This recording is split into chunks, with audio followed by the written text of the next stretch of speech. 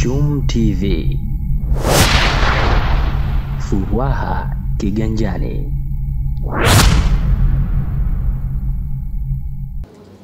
Leo tarehe 29 mwezi huu wa 10 mwaka 2025 ni siku ya uchaguzi mkuu, ambapo kwa Zanzibar Tume ya Uchaguzi imefanya maandalizi mazuri, na mnamo saa 1 kamili vituo vyote vilifunguliwa kwa ajili ya kuanza uchaguzi wa rais, uwakilishi na udiwani kwa hapa Zanzibar.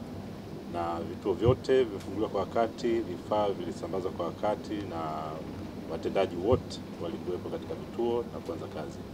Vituo vingi vilikuwa na mawakala wa vyama tofauti, na zoezi lilianza kwa salama na kwa utulivu, na idadi nzuri tu ya watu ambao walikuwa wamejitokeza kwa ajili ya kutekeleza haki yao ya kupiga kura. Mpaka muda huu hakuna changamoto yoyote kubwa ambayo kama tume tumepokea. Changamoto ni ndogo ndogo ambazo zote tumeweza kuziweka sawa. Na moja changamoto tulikuwa tunapata malalamiko kutoka kwa baadhi ya wagombea kwamba kuna mawakala wao wanakosa fursa ya kuingia kwenye vituo, lakini nadhani ilikuwa ni vituo kama 2 au 3, kimoja hapo Bwawani ambapo mimi mwenyewe niliweza kwenda na kuweza kusuluhisha kesi ambayo tulikuwa nayo.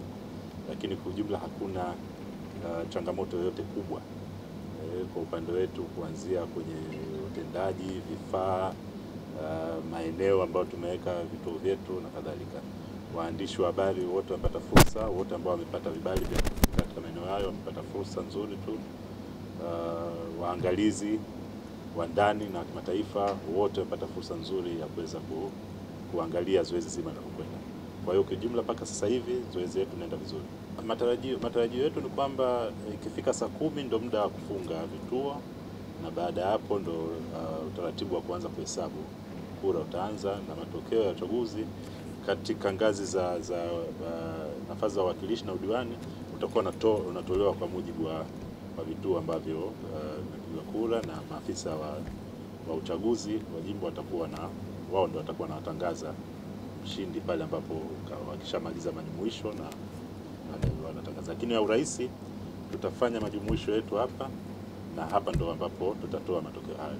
Na matokeo tunatoa tutakuwa tutoe ndani ya masaa 72 toka tumalize zoezi la upigaji kura.